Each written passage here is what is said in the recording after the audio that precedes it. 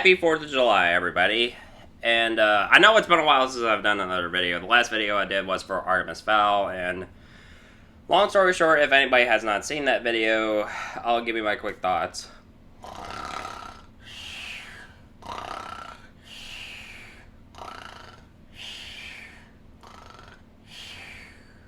So yeah, what a boring waste of $125 million, especially for Disney.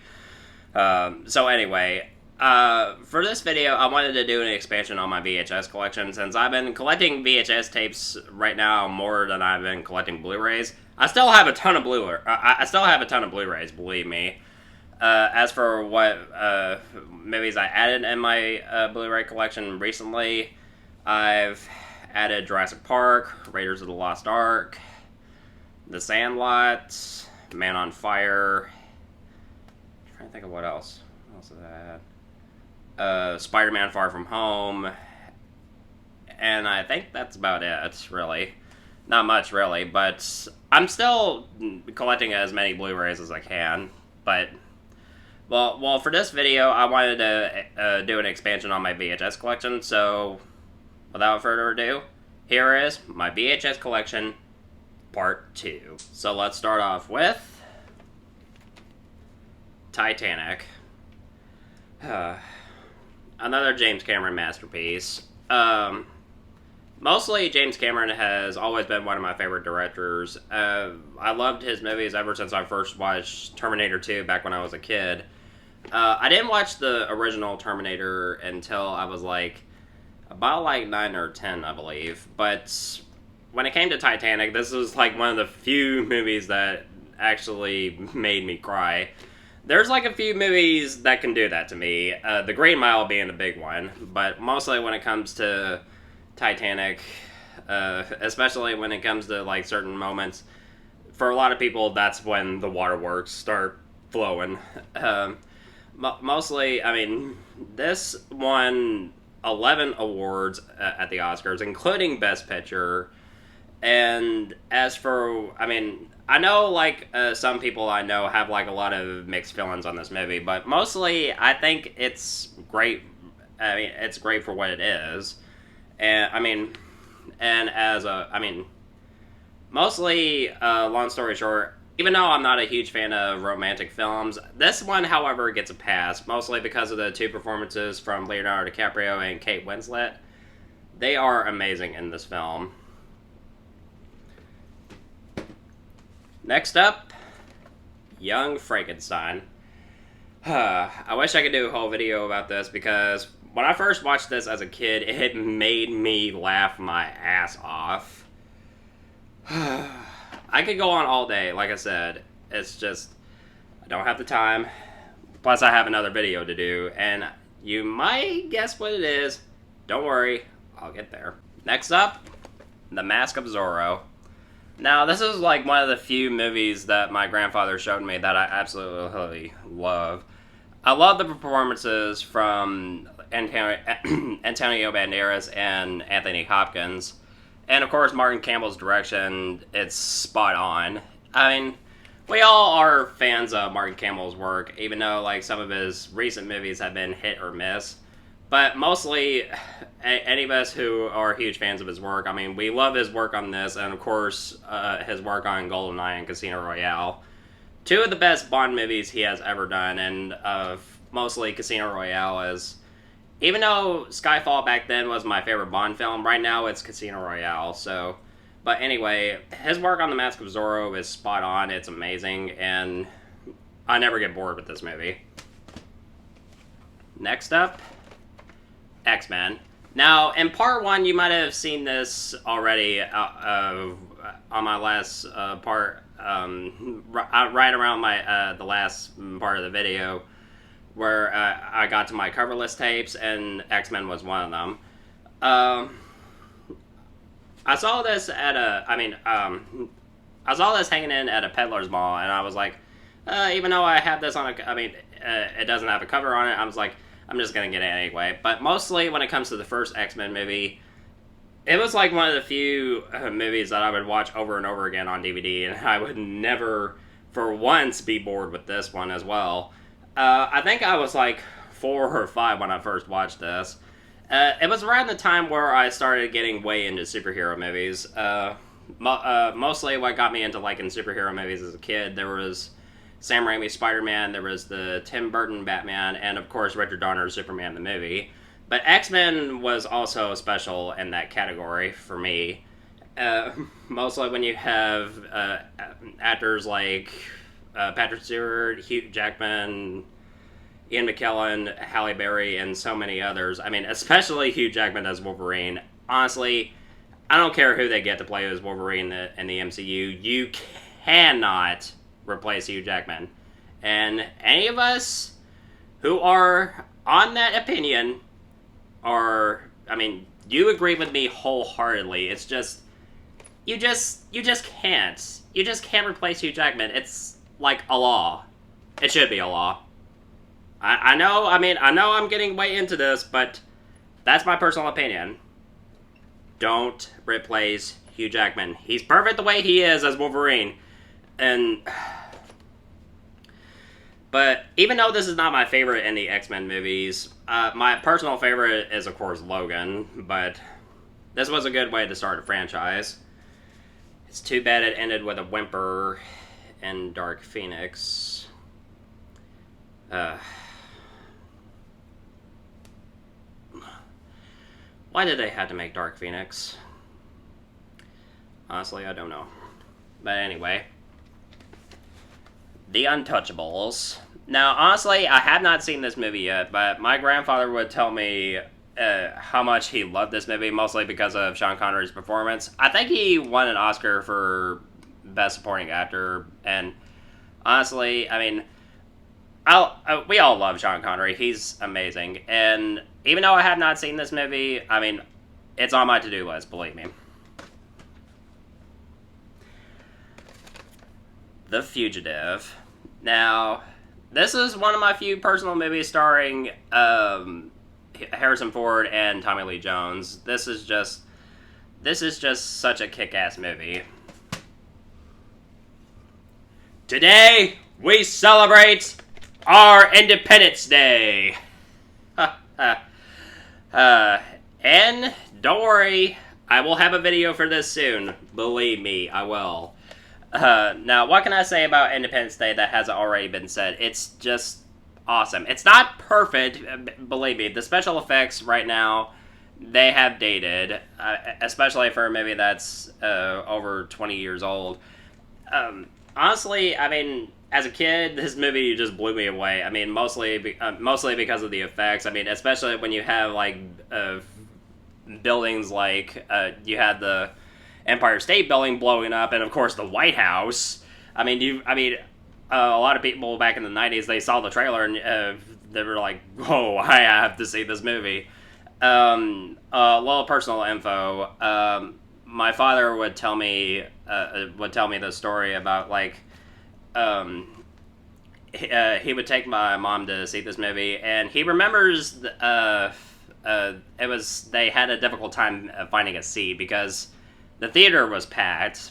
But honestly, I think this movie holds up, even though the special effects don't really. I mean, they are dated, but still, it's an entertaining movie to watch. And don't worry, I'll have a video for this soon. Don't worry.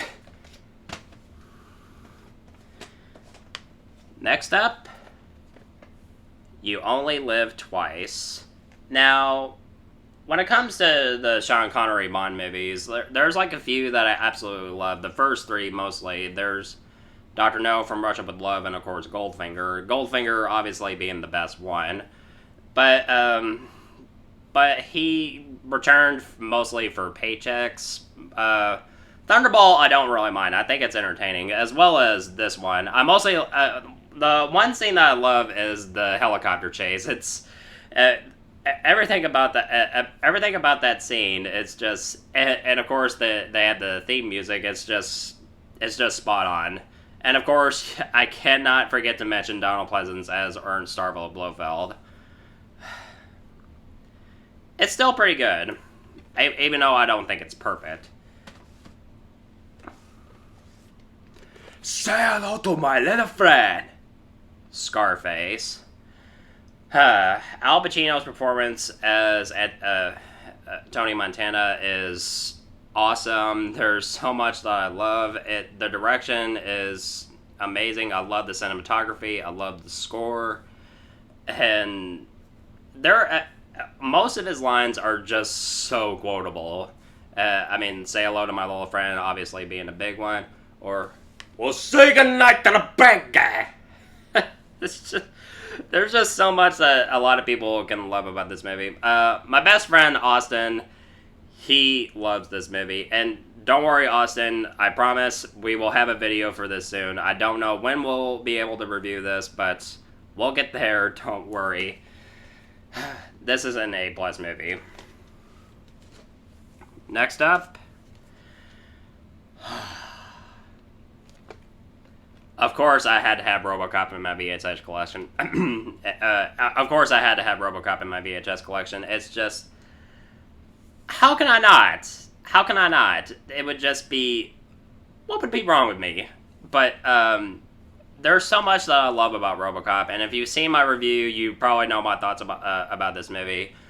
I love the performances. I mean, the special effects, they look great. The stop motion is still pretty amazing to this day, and even though studios don't use stop motion anymore because they're pretty much extinct at this point, mostly because most films mostly over-rely on CGI so much. But this movie, I mean, it's just perfect the way it is. I mean, you have a cop who is brutally murdered in the beginning. He's brought back to life as a cyborg, and then starts to regain his humanity.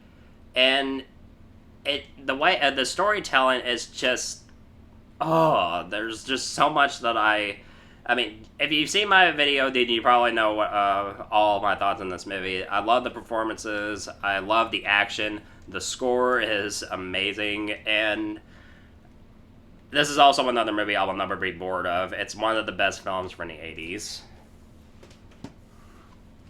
Next up, The Bourne Identity. Now, I remember as a kid, this is like one of the few franchises that my father absolutely loved.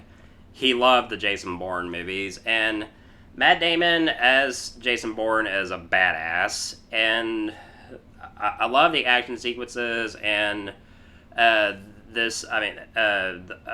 I love the chemistry that he has with, I don't want to say her name wrong. It's just Franca Bonti. In the likely event I mispronounced that, I apologize. But their chemistry is amazing, and you can tell. I mean, you can buy that they are. I mean, I wouldn't say that they're in love, but in the beginning of the Bourne Supremacy, you could tell that that there is that spark. I mean, even though that spark is found in this film, mostly it's just it's mostly about Jason Bourne trying to discover who he is, and what he is a badass spy. And there's just so much that I like about this movie. It's been a while since I've watched it, honestly, if you can tell. But I really want to review the first three films soon: The Bourne Identity, The Bourne Supremacy, and The Bourne Ultimatum. So, yeah. Plus, the direction is amazing. So, Doug Liman's direction is amazing. The first two films that were directed by Paul Greengrass, which is of course the Bourne Supremacy and the Bourne Ultimatum, I still like those. They're fucking amazing. But the Bourne Identity is special. That's all I have to say about that. Next up, The Bourne Supremacy. Now, this was an amazing spy thriller, much like The Bourne Identity, but mostly when it comes to The Bourne Ultimatum, it's a badass action movie. But The Bourne Supremacy it is an A+ movie. I still like Matt Damon as Jason Bourne. There's so much that I want to say, but I mean, I'll probably have to save my thoughts for a video for the first three films, so I'll get on that soon. I just don't know when, mostly because of my schedule. The Lord of the Rings and the Fellowship of the Ring. Now, this is how you start an amazing trilogy. We all have, like, our favorite trilogies. There's the Lord of the Rings trilogy, there's the Dark Knight trilogy, there's the original Indiana Jones trilogy. There are 3 of them! There are 3. I don't care what anybody says. To us hardcore fans, there are 3 of them. There are 3. So anyway, the original Indiana Jones trilogy, the original Star Wars trilogy, and the Back to the Future trilogy. There's just so much trilogies that a lot of us love, but mostly the Lord of the Rings fits that category for the best, one of the best trilogies ever. If not possibly, mostly it's kind of difficult for me to decide which trilogy I absolutely love. The Lord of the Rings is special, believe me. But mostly I also, don't get me wrong, I love the Lord of the Rings trilogy, but I also love the Dark Knight trilogy as well as the original Star Wars trilogy. But I do love the other 2 that I also mentioned, the original Indiana Jones trilogy and of course the Back to the Future trilogy. But mostly when it comes to the Lord of the Rings, I love the performances for everybody involved. Peter Jackson's direction is amazing. The special effects still hold up to this day, and the score, oh my god, it is beautiful. And of course, my favorite moment in the entire film, in Fellowship of the Ring, my favorite moment is, "You shall not pass." Ian McKellen as Gandalf is a fucking badass. I can go on all day talking about this movie. It's just... I just wish I had the time. Next up, I'm your number 1 fan. Misery. Kathy Bates. Holy shit, she is amazing in this movie. Mostly, and she won an Oscar for this film. She deserved it because she can go from like the sweetest, kindest woman alive to a horrific, batshit crazy psychopath like that. It's the perfect way to do it, and it's one of my personal favorite Stephen King adaptations. You have 2 amazing performances from both James Caan and, of course, Kathy Bates. And the hobbling scene is enough to make all of us twitch and go, eek. And if you've seen the movie, you know what I'm talking about. The scene where she takes a sledgehammer and breaks both of his ankles. Just, ugh. That's hard for us to watch. Just... It's brutal. Believe me. Next up, A Beautiful Mind. Russell Crowe's performance in this film is amazing, and Ron Howard's direction also amazing, and there's just a lot of Oscar-worthy material in this film. Memento. Now, I recently bought this, and I haven't had a chance to watch it yet, but since this is a Christopher Nolan film, I can guarantee that it is amazing. And honestly, I've been a huge fan of Christopher Nolan's work ever since the Dark Knight Trilogy started.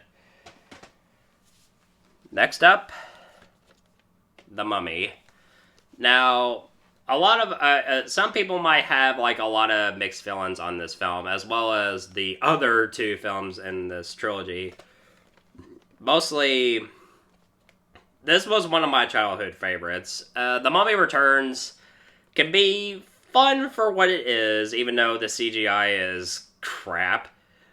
Mostly for the Scorpion King. Just the CGI for the Scorpion King is laughable.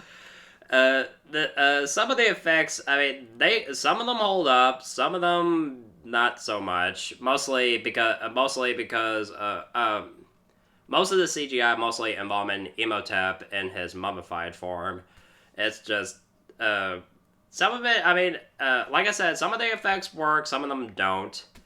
But it's still a fun movie to watch. The performances from Brendan Fraser and Rachel Weisz, they're pretty good, and they have excellent chemistry together. And it's just a fun movie to watch. It was one of the few movies I would watch on VHS a few times as a kid. The Green Mile.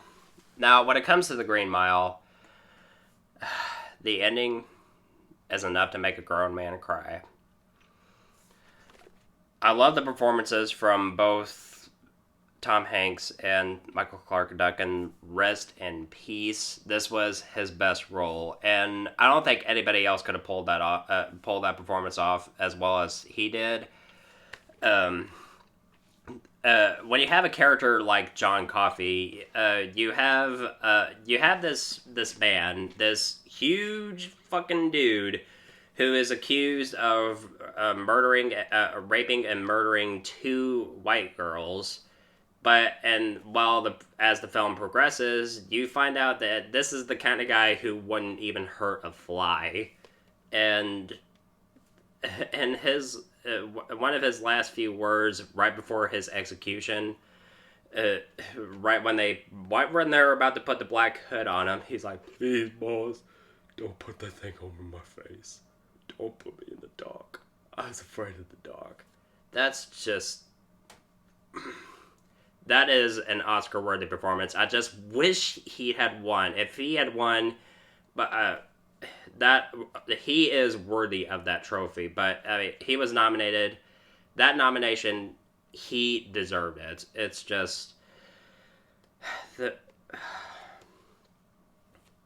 rest of the acting is amazing. The story is also amazing, and it's one of the best Stephen King adaptations. It is a beautiful film. The Diehard Trilogy. There's just so much that I love about these movies. Die Hard 2, I don't really care too much for. I mean, even though it has like a few action sequences that are pretty awesome, especially when McClane blows up the plane. But the first film, there is so much about that movie that I love. Yippee-ki-yay, motherfucker. I love Bruce Willis' performance as John McClane, and especially when you have a villain like Hans Gruber played excellently by Alan Rickman. It's and the action sequences, especially that one shot of McClane just jumping off of the top of the Nakatomi building right before the roof is about to explode. That is an awesome shot for an action movie. It's just... there was so much that I want to talk about that film. I've done a video for that before in the past, but I want to redo that. I mostly want to remaster that because there's just so much that I want to talk about, and because I mostly have a lot of new thoughts on that movie. So, yeah, I'll probably review it this Christmas, though. As well, mostly when it comes to Die Hard with a Vengeance, it's personally my favorite Die Hard sequel. Mostly when you have, of course, you still have Bruce Willis as John McClane, but also you have Jeremy Irons as Simon, who later turns out to be Hans Gruber's brother, and of course Samuel L. Jackson as Zeus. Yeah, Zeus! As a follower of Apollo, Mount Olympus, don't fuck with me or I'll shove a lightning bolt up your ass! Zeus! You got a problem with that? I love Samuel L. Jackson. He's possibly my favorite actor. It's just... he delivers a good performance as he did in Pulp Fiction. But his best performance is, of course, Jules Winfield in Pulp Fiction. And we all know that.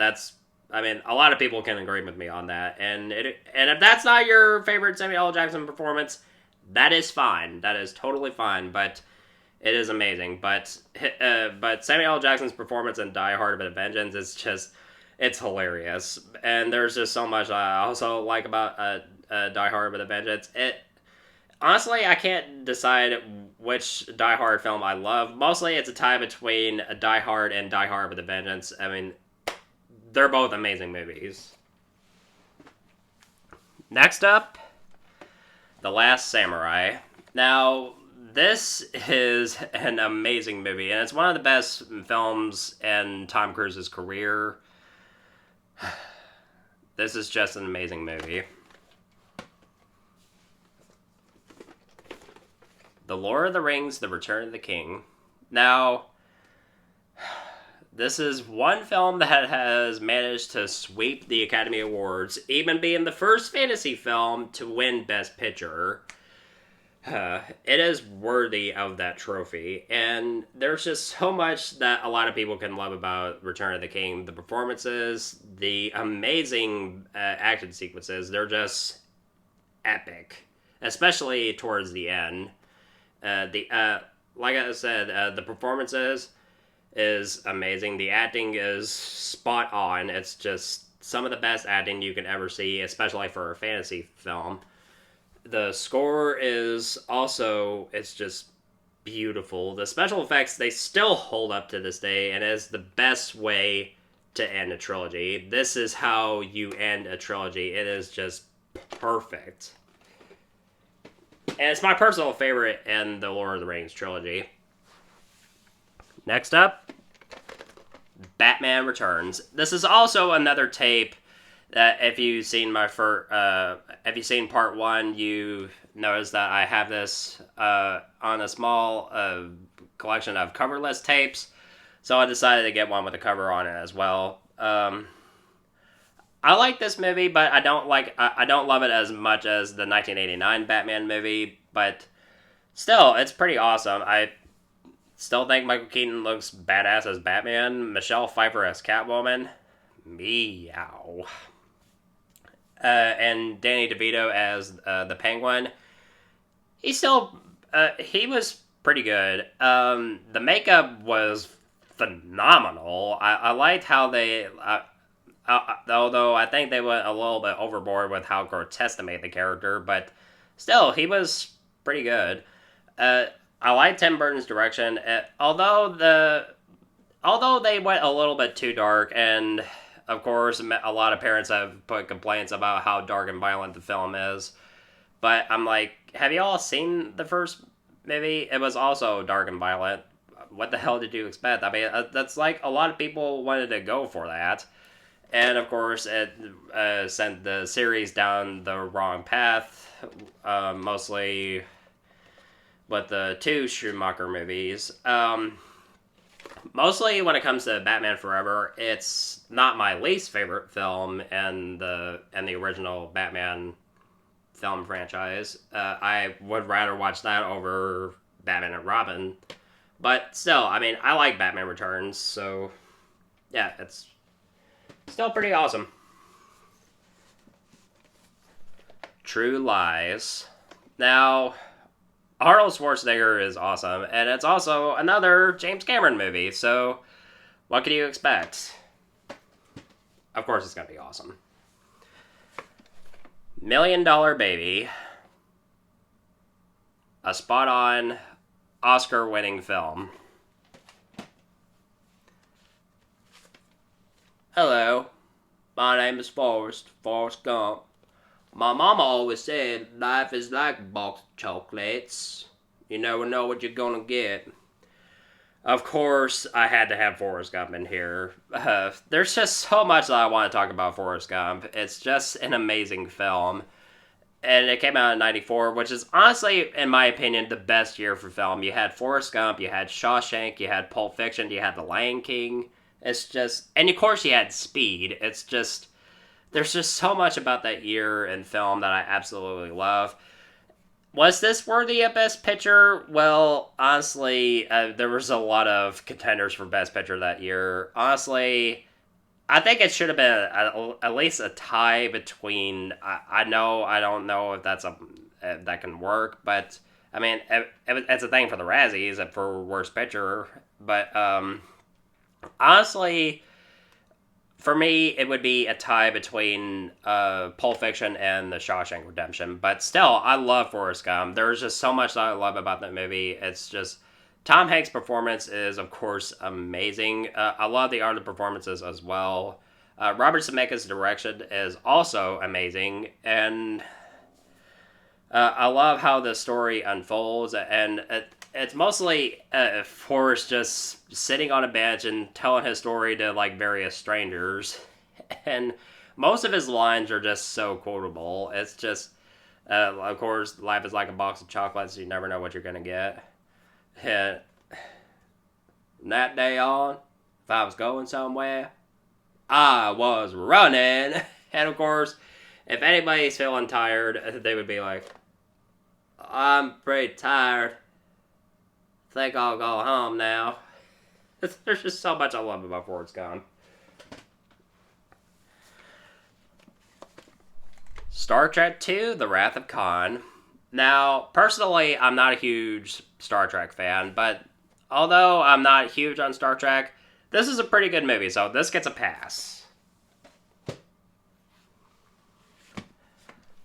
Lethal Weapon. Now, this is a movie that you might have seen in Part 1 of my VHS collection. Now, I did play this on my VHS player, but the last tape that I had for this, and it was shit. You could not see a damn thing.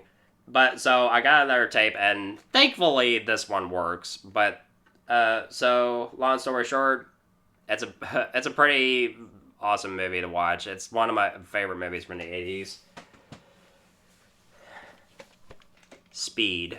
Now, mostly when it comes to Speed, this is what mostly boosted Keanu Reeves' role as an action star. Of course, in the 90s, two of his biggest hits were, of course, even before that, you had a movie like Bill and Ted, and you had Speed, and of course you had The Matrix. I have not seen Bill and Ted yet, but don't worry. I will soon. I will. It's on my to-do list. Speed is pretty awesome. I like this movie, but not as much as I love The Matrix, but still, this is a pretty awesome movie.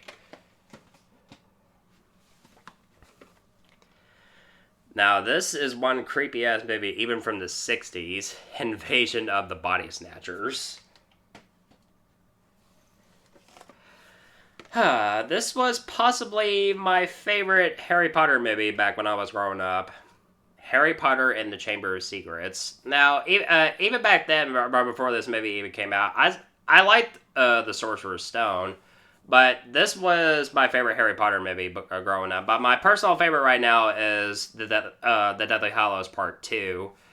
But still, there's a lot that I love that I just wish that I could also do a whole video on, do separate videos on the Harry Potter franchise. I don't know when I'll be able to do that, but I really want to, so that's also another thing on my to-do list. Damn, there's just so many movies I want to talk about. Harry Potter and the Prisoner of Azkaban. Now, I remember as a kid, this is probably my least favorite film in this franchise, but over time I got to appreciate it more, and I just think this is also pretty amazing, and it's one of the best entries in the franchise. Blade 2. Now, I reviewed the first Blade movie, and I think that movie is awesome, but this is possibly the best in the Blade trilogy, and I can do a whole video about this. I just wish I had the time for that, believe me. A little personal info about myself. Right around the time when I first watched this movie, back when I was a kid, I would ask my dad to give me a black. I asked my dad to give me a black jacket, a black leather jacket, as well as some sunglasses. I would have like a toy sword and a few guns, and I would pretend I was Blade, just reenacting like certain scenes in the movie. There's just so much about that movie that I loved as a kid. It's just such a badass movie. And I still like Wesley Snipes as Blade. Although my thoughts on what they'll do with the character in the Marvel Cinematic Universe, it's just... I like Mahershala Ali. I think he's an amazing actor. As for how he'll do as Blade, I think he'll do a pretty good job, but honestly, my Blade is Wesley Snipes. Spider-Man 2. Now, this is, of course, my favorite in the Sam Raimi Spider-Man trilogy. I was curious to know if they had this on VHS. Thankfully, they did. I put this in my VHS player, and thank God it worked. And it still looks good on VHS, and I still love this movie. There's just so much. I remember back when this film came out, right before this film maybe came out in 2004, when I first saw the trailer on the internet, I was like, oh my God, I really want to see this movie. I would beg and beg and beg my mom to take me to see this movie, and that it was, for me, that year, it was all about Spider-Man. Of course, I liked Harry Potter and the Prisoner of Azkaban and Shrek 2, but Spider-Man 2 was my most anticipated film of that year, and it's one of my favorite films of all time. It's one of my favorite superhero movies of all time. It's just amazing to watch.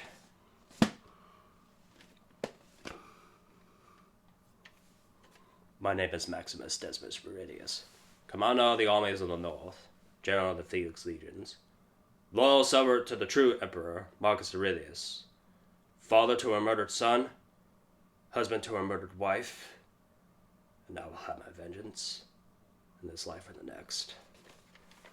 Gladiator. Russell Crowe. That's all I have to say. Of course, I have to keep going about this. There's just so much that I like about this film. And Ridley Scott's direction, it's just... He is an artist. Especially when it comes to this film. A lot of critics have praised this movie over the years, and it will never... I mean, it never loses a step. It's just... the acting is amazing. The direction is awesome. I love the cinematography, and I love the score. It was worthy of Best Picture. It deserved that trophy.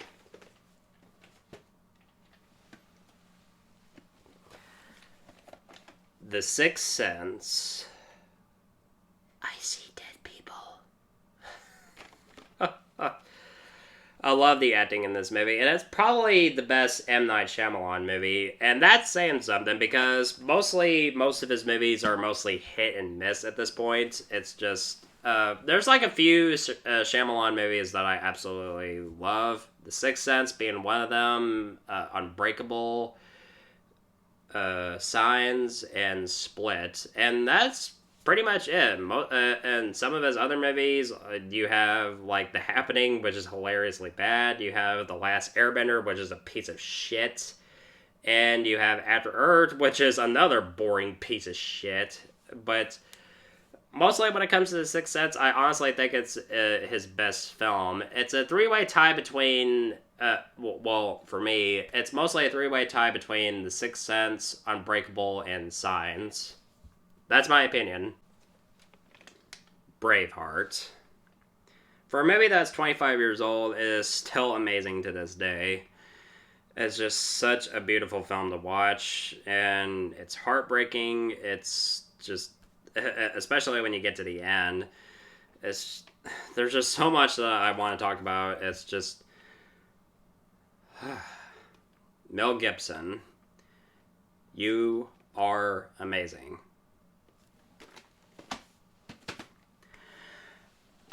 The Negotiator. Now, this is one of my favorite films starring Samuel L. Jackson. Especially when you have a story about a cop who is framed for the murder of his partner, and he tries to prove his innocence by taking hostages. My favorite comedic moment in the entire film is like when one cop tries to figure out his list of demands. And Samuel L. Jackson says, "Can I see a priest?" And he's like, "No." And the cop is like, "No, you can't see a priest." And he's like, "Never use no in a hostage situation. Never use no, won't, don't, or can't. All right? It eliminates options. The only option that leaves is to shoot somebody. Now, are you gonna tell me no again? It's just, and the scene keeps going on. And he's like, well, can I see a priest? He's like, okay, well, we'll see what we can do. And he's like, but it reaches the hilarious. I mean, it's just like laughing your ass off, hilarious. And he's like, do you ever cheat on your wife? Right when he's about to say no, he's like, no. He's like, watch yourself. I'll kill somebody. You ever cheat on your wife? Answer. He's like, well, see what I can do. It's just, and it keeps going on. He's like, you ever dress up like a schoolgirl and get your ass spanked, Farley? He's like, can we just talk about something else? He's like, you wanted me to talk? Now, did you or did you not ever dress up like a schoolgirl and get your ass spanked? He's like, I'll have to look into that. He's like, nothing against you dressing up like a little girl now. Jesus.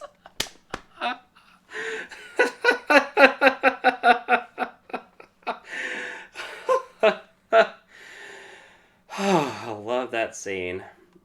But anyway, there's just so much that I absolutely love. I love Samuel L. Jackson's performance in this film, as well as Kevin Spacey. It's just such an awesome movie. Lethal Weapon 2. Awesome sequel. Last but not least, Top Gun. Now, I'll have to review this movie right before Top Gun Maverick comes out. It's on my to-do list, believe me. And that is it for part 2 of my VHS collection. This was going to be a long-ass video, but it was worth it. So, yeah, I had a lot of fun doing this. And, guys, thank you so much, as always, for watching and supporting my channel. I'm looking forward to doing more videos really soon. And if you want my thoughts on old or new movies, of course, you know where to find me.